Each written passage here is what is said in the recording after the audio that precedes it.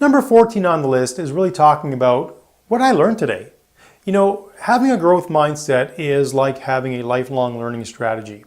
And part of that lifelong learning strategy is asking yourself, did I learn something new today? It's part of that strategy. I think a lot of people right now need to be aware of how artificial intelligence and disruption are changing industries.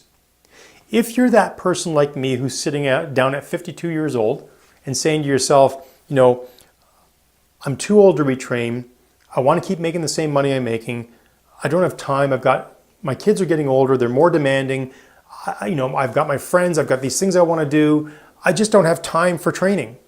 I don't have time to learn anything. That's called having a fixed mindset.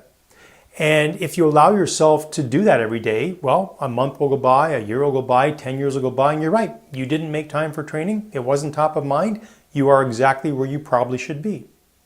But if you say to yourself, I'm going to be a valuable asset. I know that I'm better when I'm learning.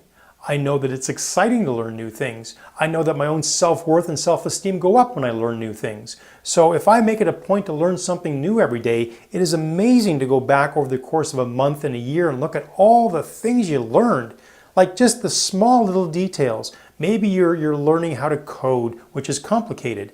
Maybe you're learning how to drywall a wall. That's complicated in its own way, but you've gone onto YouTube, you've searched some stuff, you've done your research, that's learning, right? Learning comes in many forms, but whether you're reading a book, listening to a podcast, watching a video on YouTube, any of those forms are all acceptable. Just make sure that whatever you're doing, you're trying to improve yourself and learn one new thing every day.